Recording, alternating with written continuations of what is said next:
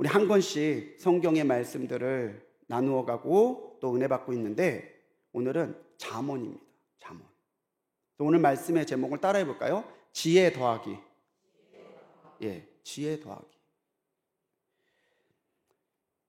혹시 여기에서 비타민 드시는 분 한번 손 들어보세요. 비타민이나 영양제 드시는 분. 많이 드시네요. 안 먹는 사람도 있어요 하시는 표정으로. 예. 여러분, 비타민을 왜 먹을까요? 어려운 거 물어봤어요? 비타민을 왜 먹을까요? 건강해지려고. 무병장수. 네. 우리가 비타민을 먹는 이유는 뭐냐면요. 비타민이 우리 몸에 꼭 필요한데 우리 몸에서 만들어지지 않기 때문입니다. 비타민이라는 말은 라틴어로 생명을 뜻하는 비아, 그리고 물질을 뜻하는 아토민이 합쳐진 말이에요. 그러니까 생명에 필요한 물질, 이게 비타민이에요. 우리가 만약 이 비타민을 제대로 섭취하지 않으면 우리 몸에는 여러 가지 안 좋은 증상들이 나타나게 됩니다. 그래서 먹어야 되는 거죠. 이 비타민을 비유로 삼아서 한번 여러분들에게 여쭤보겠습니다. 여러분, 우리가 지혜롭습니까? 지혜로운가요? 나만큼만 지혜로우고 하세요 하시는 분 있으세요? 우리가 지혜를 만들 수 있을까요? 우리가 지혜를 창조하고 우리가 정말 그 누구에게도 부끄럼 없이 나는 지혜롭다라고 말할 수 있는 사람이 몇 명이나 될까요? 지혜도 우리의 삶과 우리의 신앙에 꼭 필요해요. 근데 지혜는 우리가 만들 수 있는 것이 아닙니다. 그래서 성경은 우리가 스스로 지혜로워질 수 있는 것이 아니라 이 지혜를 주실 수 있는 지혜의 근원이고 지혜의 주관자이신 하나님께서 우리에게 이 지혜를 선물로 주셔야 한다고 말해요. 사도 바울도 고린도전서 12장 8절에서 이 지식과 지혜를 하나님이 주시는, 성령을 따라 우리에게 주시는 선물, 은사의 하나라고 말해요. 우리에겐 지식이 없습니다. 우리는 지혜가 없어요. 지식을 만들 수도 없고요. 지식을 알아가기도 너무나 능력이 없어요. 그렇지만 하나님께서 우리에게 임재하시면, 성령님이 우리에게 허락해 주시면 우리에게는 하나님의 지혜가 들어오고 충만하게 채워진다는 사실을 여러분 믿으시기 바랍니다. 오늘 잠언을 보면서 우리가 먼저 이 잠언에 대해서 좀 알고 갔으면 좋겠어요. 잠언의 히브리어 이름은 미셸레 샬로몬이에요. 그러니까 솔로몬의 지혜, 솔로몬의 잠언이라는 뜻입니다. 샬로몬이 솔로몬이고요. 미셸레는 이 마샬이라고 하는 히브리에서 파생됐는데 이 마샬이 뭐냐면 비유, 격언이라는 뜻이에요. 그래서 이 잠언을 한문으로 번역한 게 잠언인데, 그래서 잠은요 바늘잠자예요. 언은 말씀 언자입니다. 잠언, 바늘처럼 찌르는 말씀. 찔러서 깨닫게 하고 찔러서 알게 하고 바꾸는 말씀, 그게 잠언이라고 하는 거죠. 그래서 여러분들 잠언을 쭉 읽다 보면 찔리는 말 굉장히 많이 나옵니다. 근데 그때에 이렇게 자꾸 말로 찔러대니까 살 수가 없네, 그러시면 지혜로워지지 못하는 거예요. 오히려 말씀이 나를 찌를 때에 감사함으로 받으면 그 찌르는 말씀이 오히려 우리를 지혜롭게 만드는 하나님의 능력의 통로가 되는 것이죠. 그래서 오늘 이 잠언을 통해서 우리가 어떻게 하면 하나님 앞에 지혜를 더함 받는 삶을 살 수 있을까, 우리가 함께 나눠보려고 하는데, 무엇보다 이 잠언 가운데 우리에게 말씀하시는 건 뭐냐면 듣는 것이 지혜를 더하는 방법이라는 거예요. 따라합시다. 듣는 것이 지혜를 더하는 방법입니다. 예, 지혜를 더하는 방법이 뭐라고요? 예, 듣는 거예요. 듣는 거. 이스라엘은 오랫동안 지혜를 중시해 왔고요. 또 마찬가지로 지혜를 얻고자 하는 근동의 여러 지혜들을 수집해 왔습니다. 이렇게 모은 지혜들을 잘 바꾸어 가고 또 실생활에서 적용할 수 있는 것들로 만들어 가면서 이스라엘에는 지혜 문학이라고 하는 독특한 문학의 장르가 생겨나요. 지혜 문학. 성경에서는 잠언, 전도서, 욥기서, 아가서가 대표적인 지혜 문학의 책들이고요. 간혹 시편도 이 지혜 문학으로 분류되기도 합니다. 이 지혜 문학은 특별히 포로기 이후에 다시 이스라엘 신앙 공동체와 나라를 재건해 가면서 많은 이스라엘들에게 하나님의 은혜와 지혜를 알려주는 도구가 되기도 했어요. 이런 지혜 문학에는요, 두 가지의 강조점이 있습니다. 하나는 지혜의 원천이자 주관자는 오직 하나님뿐이시라는 거예요. 하나님만이 지혜의 주관자시고 하나님만이 참다운 지혜를 주실 수 있다는 거예요. 두 번째는 참된 지혜는 현실에 적용할 수 있는 실천적인 것이어야 지혜라고 말할 수 있다는 거예요. 지혜라고 하는데 우리의 실생활, 나의 신앙과 나의 삶에 아무런 영향도 미치지 못하는 거예요. 그러면 지혜라고 할 수 없다라는 거죠. 우리가 잘 알고 있는 솔로몬, 이 잠언에도 솔로몬이라는 이름이 표제로 붙어 있는데 솔로몬이 1000번제를 드려서 하나님의 현현하심을 대면했을 때 하나님이 솔로몬아, 네가 이렇게 내 마음에 합하게 하는구나. 내가 너에서 뭘 하여 주랴. 근데 솔로몬이 뭘 구했어요? 지혜를 구했어요. 지혜. 솔로몬만 그러했던 것이 아니라 이스라엘 사람들은 자신이 더욱더 지혜로워지기를 정말로 사모했던 사람들이에요. 그런 이스라엘의 지혜자들이 지혜를 얻는 사람에게 너희가 지혜로워지려면은 어떻게 해야 되냐를 말할 때 가장 먼저 말하는 게 뭐냐면 들으라는 거예요. 들어. 성경은 듣는 것이 지혜로운 것이고 신앙적인 것이고 실제적인 것이다라고 말합니다. 구약 성경에서 우리가 잘 아는 들으라는 명령의 말씀은 우리가 잘 알고 있는 쉐마의 말씀이죠. 신명기 6장 4절로 5절의 말씀에 이스라엘아 들으라. 들으라. 우리 하나님 여호와는 오직 유일한 하나님이시니 너는 마음을 다하고 뜻을 다하고 힘을 다하여 내 하나님 여호와를 사랑하라. 이 말씀을 어떻게 하라고요? 들으라는 거예요. 들으라고. 안 듣는 사람, 듣지 않는 사람을 만날 때 우리의 마음이 얼마나 답답합니까? 그죠? 한 번은 어떤 권사님이 저한테 자녀에 대한 서운함을 토론하다가 내가 이렇게 말하면 뭐예요? 그랬더니 우리 애는 들어 그러는데 뒤에 말이 예상이 되더라고요. 우리 아들은 들어 그러는데 권사님 제면요 거기까지 제가 딱 되니까 그 시간에 딱 끊으셨어요.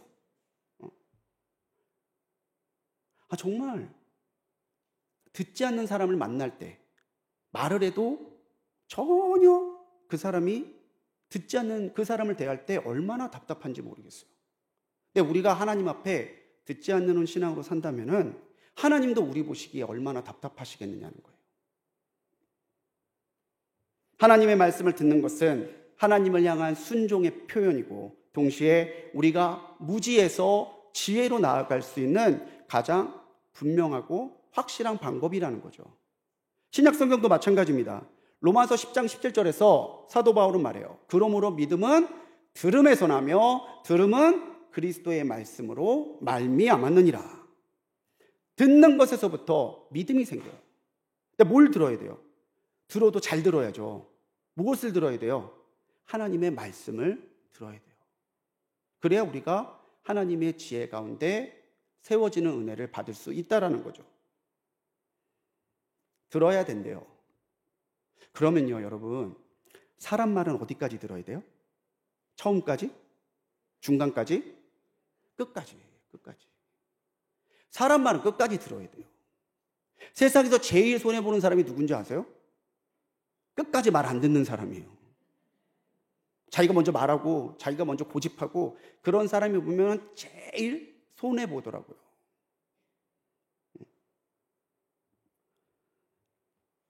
인터넷에 보니까 이 삼국시대 때 사람들의 차이에 대해서 말해주는 우스개가 있더라고요. 백제하고 신라는 진영이 확실하대요. 백제는 우리는 죽었다 깨나도 백제제. 그런데요. 신라는 하늘이 두 쪽나다 우리는 신라 아이가. 이런데요. 네, 백제와 신라 사이엔 충청도가 있잖아요. 충청도 사람한테 가서 너 백제야 신라야 그러면 충청도는 뭐라 하는지 아세요? 끝짝이 먼저 말해봐요. 그런데요. 소속을 안 밝히고 끝짝이 먼저 말해봐요. 그런데요. 우리는 점점 이 시대가 그러는 것 같아요. 듣기보다는 말하려고 그러고 받아주기보다는 자꾸 주장하려고 하고. 근데 그러고 보니 이 시대에 하나님의 지혜가 점점 사라지고 있지 않습니까? 세번역 성경은요, 오늘 우리가 같이 읽은 이 1장 1절에서 6절까지 또 7절에 이런 말씀에 그런 제목을 붙였어요. 잠언의 목적과 주제. 1장 1절로 6절의 단락의 주제가 뭐냐면 잠언의 목적과 주제예요.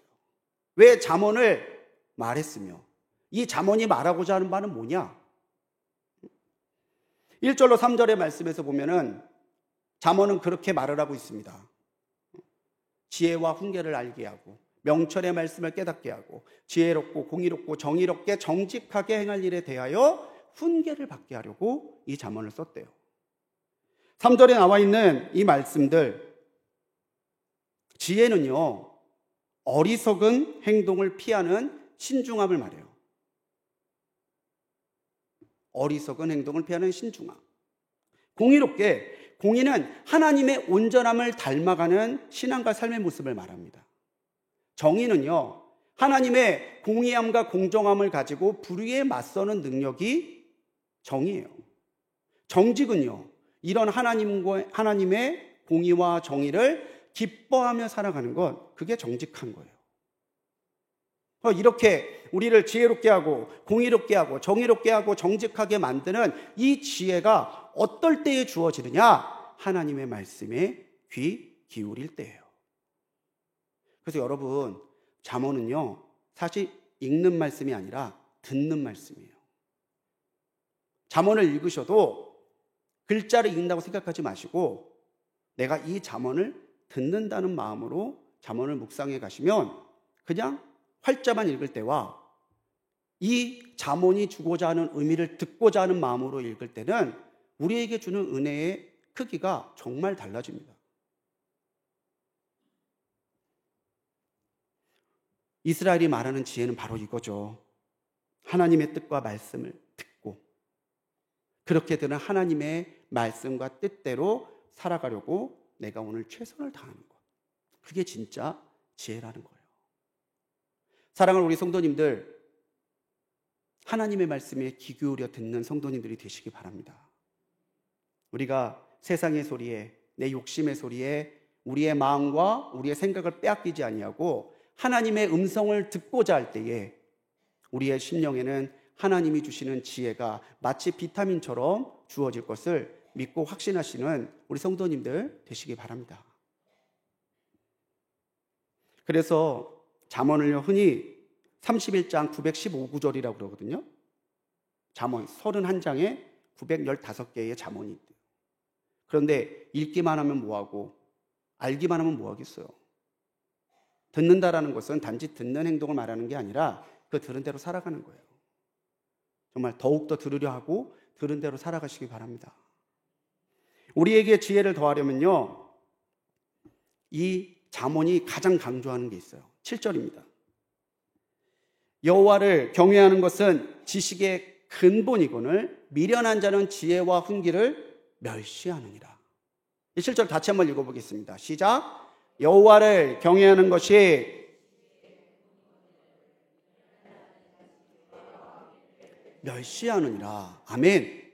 오늘 이 7절은 외우셔도 좋겠어요. 아니요, 외우셔야 돼요. 잠언 전체의 내용을 관통하는 가장 큰 준제가 이거예요. 하나님을 경외하는 것이 가장 큰 지혜라는 사실입니다. 이것이 그 당시 근동이나 이집트처럼 많은 지혜를 가지고 있다고 하는 나라와 이스라엘이 말하는 지혜의 가장 큰 차이예요.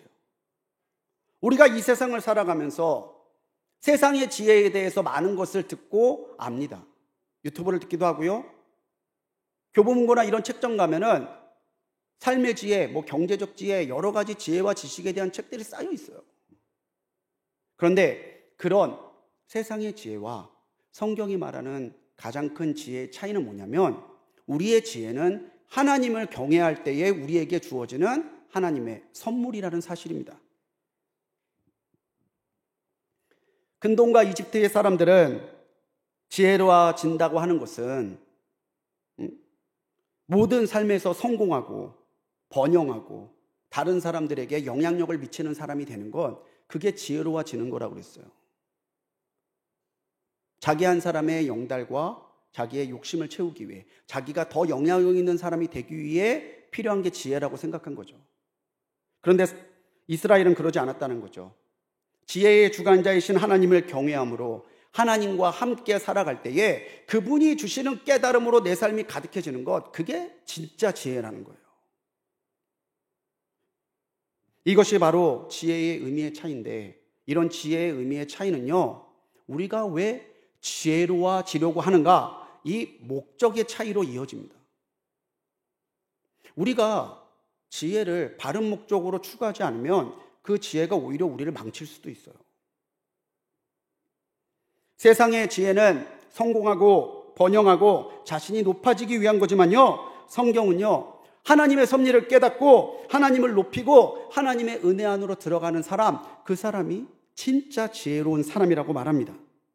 그래서 하나님을 경외하는 자가 지혜로운 사람이고요, 하나님을 떠난 자는, 하나님 없이 살 수 있다고 착각하는 자, 자기의 능력이 자기를 스스로를 책임질 수 있다고 오만하게 생각하는 그런 교만한 사람들은 오히려 무지한 사람이라고 성경은 말하고 있습니다.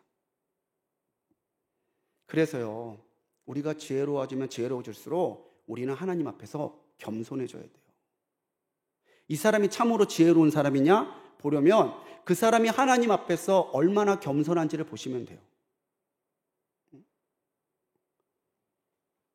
자기의 학벌을 자랑하고, 자기가 나온 학교를 자랑하고, 자기가 읽은 책을 자랑하고, 자기를 자꾸 드러내려고 하고 높이려고 하는 사람은 이미 하나님의 지혜에서 멀어져 있는 사람이에요.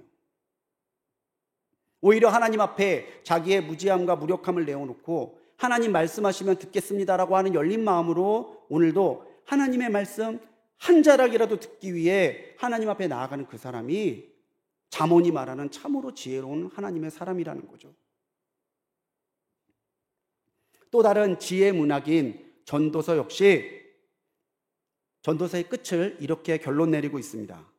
이래 결국을 다 들었으니 하나님을 경외하고 그의 명령들을 지킬지어다. 이것이 모든 사람의 본분이니라. 아멘. 전도서도 13장까지 많은 얘기들이 있어요. 그런데 이 얘기를 다 들었으니 이제는 사람의 본분이 무엇인지 너 알아야 돼. 사람이 왜 살아가고 무엇을 위해 살아가야 되느냐? 그 사람의 본분이 뭐냐? 바로 하나님을 경외하고 그의 명령을 지키는 것. 이게 우리가 살아가는 하나님의 사람인 우리들의 본분이라는 사실이에요. 여기에서 어리석어지기를 원하시는 분은 단 한 분도 없을 거예요. 단언하는데 한 분도 없으실 거예요. 더 지혜로워지기를 원하고 하나님의 지혜 가운데 더 나가기를 원하실 거예요. 그런데 여러분, 왜 지혜로워지려고 하세요? 왜 하나님께 나에게 지혜를 주옵소서 왜 기도하세요? 만약 우리가 성공하려고 높아지려고 강해지려고 지혜를 구한다면 하나님이 우리의 목적이 되시지 못해요. 하나님이 나의 욕심과 또 나의 계획을 이루기 위한 수단밖에 되지 않아요. 나를 도우시면 하나님이시고 나를 도와주지 않으시고 내 기도에 응답하지 않으시면 나와 상관없는 하나님이라고 한다면 참으로 그 하나님을 대하고 있는 우리의 믿음과 우리의 삶이 하나님 보시기에 진실하냐? 결코 그렇지 않을 겁니다. 그리 아니하실지라도 하나님이 나의 하나님이 되시는 것, 정말 간절하게 하나님 한 분만이 나의 전부가 되시고 내가 그분 한 분 하나님과 함께 교제함으로 오늘을 살아가는 것이 내게 기쁨이고 은혜가 되는 그 사람이 참으로 지혜를 바르게 추구하는 사람의 모습이라고 하는 것이죠. 여성 선교 사역자이고 기독교 작가인 알리사 힌손이라는 사람이 쓴 책이 있어요. 삶을 변화시키는 성경 읽기. 이 삶을 변화시키는 성경 읽기에 보면 그런 예화가 나옵니다. 한 사람이 자기의 친구를 보는데 너무 신앙생활이 아름다운 거예요. 하나님을 참으로 기쁨으로 섬기고 하나님도 이 사람을 너무 사랑하는 게 그 삶에서 보여요. 너무 부러우니까 그 친구한테 얘기했어요.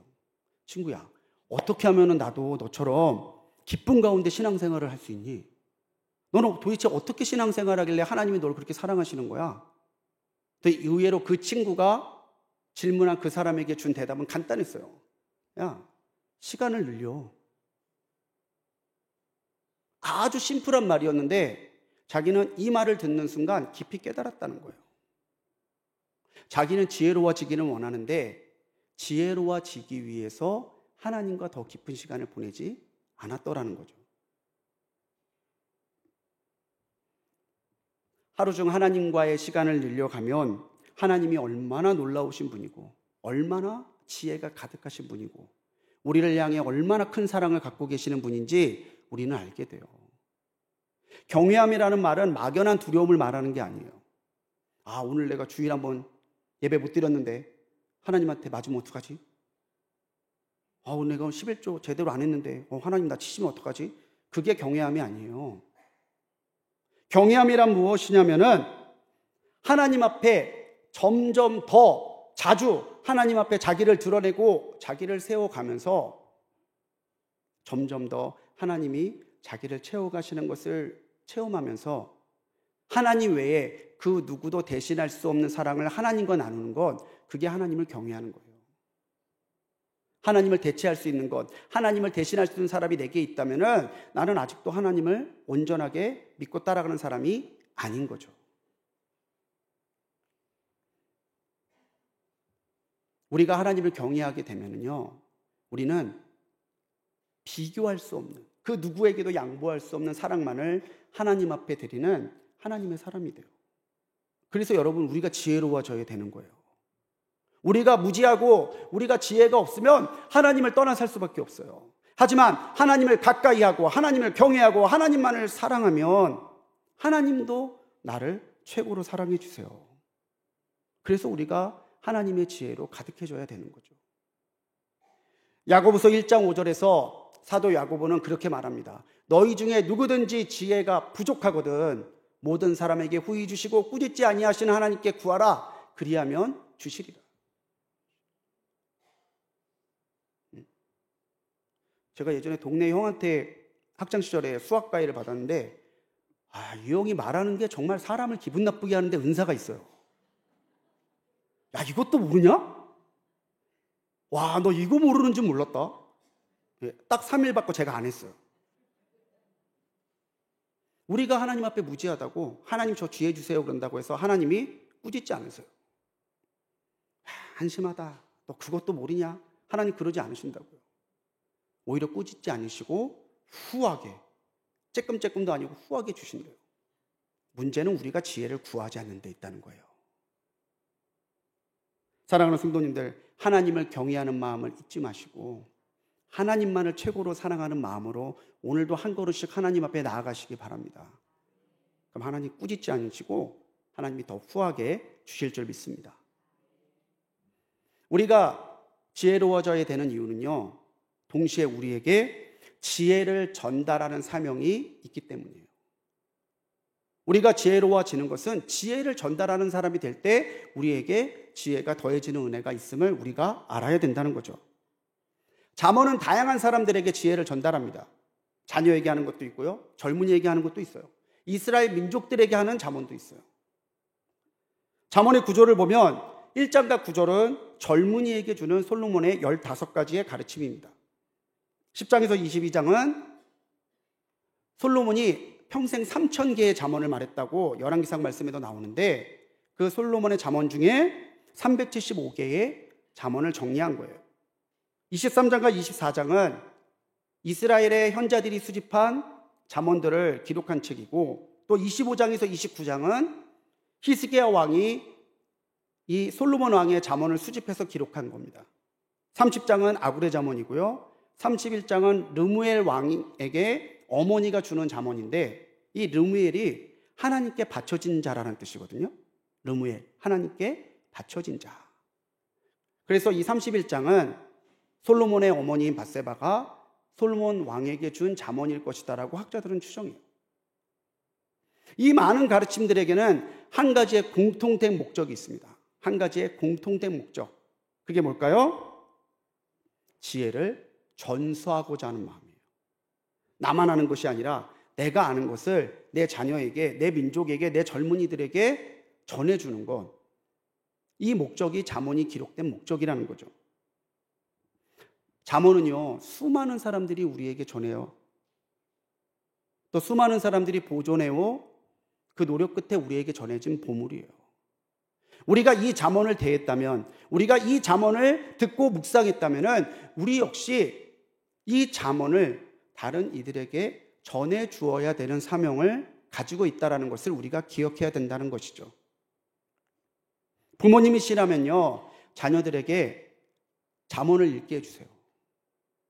잠언의 말씀 한 구절씩 카톡으로 보내주셔도 좋고요. 만약 말이 어렵다면은 요즘에는 새로 번역된 성경들도 많잖아요. 아이들이 이해할 수 있는 말로 번역되어 있는 잠언들을 읽게 하고 묵상하게 한다면은 처음엔 아이가 귀찮아할지 모르고 힘들어할지 모르지만 아이들이 점점 더 지혜로워져 가는 것을 우리가 체험할 수 있습니다. 이스라엘 지혜 문학에 있어서 가장 중요한 건 실천이라고 말씀드렸잖아요. 아는 것을 행하지 않으면 지혜가 아니에요. 깨달아야 하고, 깨달은 사실은 내 삶으로 살아내는 모습이 있을 때 그 사람이 참 지혜의 소유자라고 성경은 인정한다는 것입니다. 우리가 그렇게 깨닫고 우리가 그렇게 말씀대로 살아가면 우리에게 변화가 일어납니다. 변화. 무지에서 지혜로, 불신앙에서 믿는 신앙으로, 그리고 하나님과 서먹서먹한 관계에서 하나님과 친밀한 관계로 우리의 삶이, 우리의 생각이, 우리의 영혼이 변화되는 은혜가 지혜를 아는 것이 아니라 지혜를 행하고 전달할 때에 우리에게 나타나는 변화의 모습입니다. 그래서 우리가 지혜의 사람인지 아닌지 판단하려면요, 내가 얼마나 변화되고 있느냐를 성찰해 보셔야 돼요. 예수 믿고 10년 똑같고 20년 똑같고 나는 참으로 한결같은 신앙이구나, 절대 아니에요. 어제와 오늘이 달라야 되고 오늘과 내일이 변화되어야 그게 정말 살아있는 신앙인 것이죠. 4절과 5절의 말씀에서도요, 이러한 변화가 나옵니다. 4절로 5절에는요, 어리석은 자를 슬기롭게, 젊은 자에게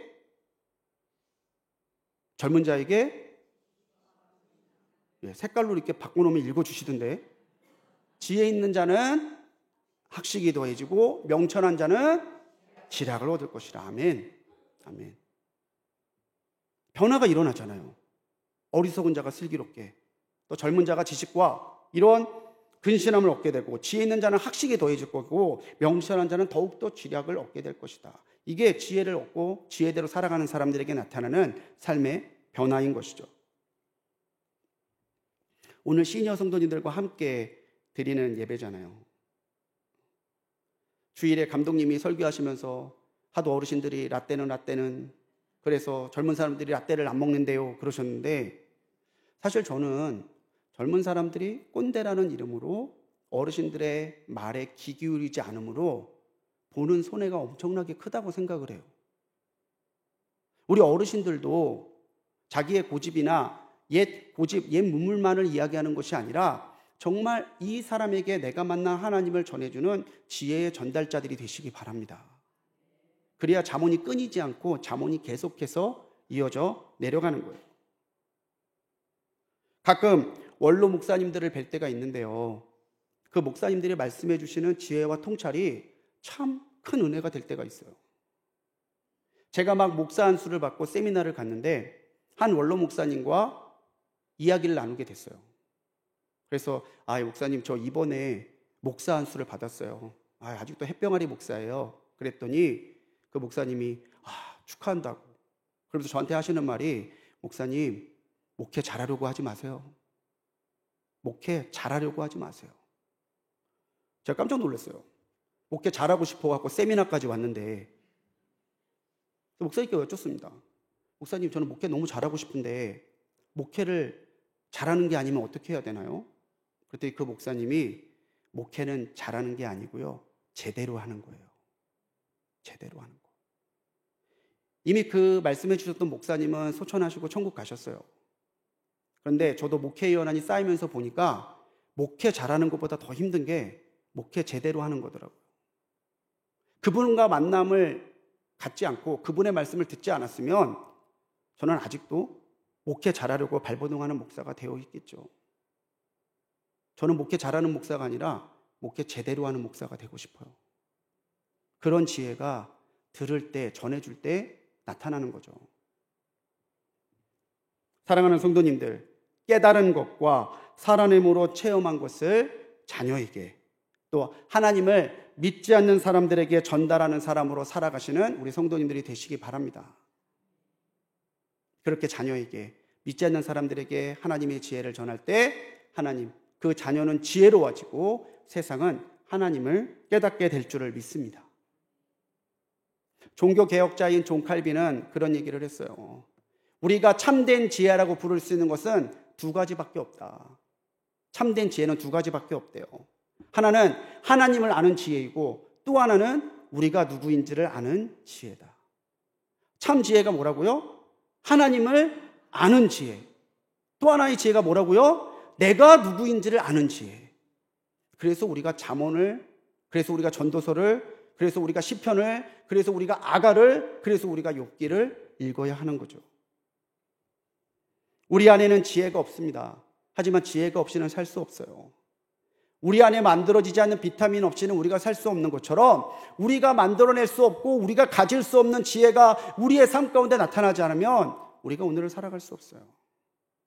사랑하는 우리 성도님들, 시시각각 변하고 변덕스러운 세상의 지혜가 아니라 언제까지나 한결같고 영원한 하나님의 지혜를 붙들며 살아가시는 우리 성도님들이 되시기 바랍니다. 그 사람에게 하나님이 지혜를 더해 주시고 더 풍성한 은혜를 더해 주실 줄 믿습니다. 기도하시겠습니다.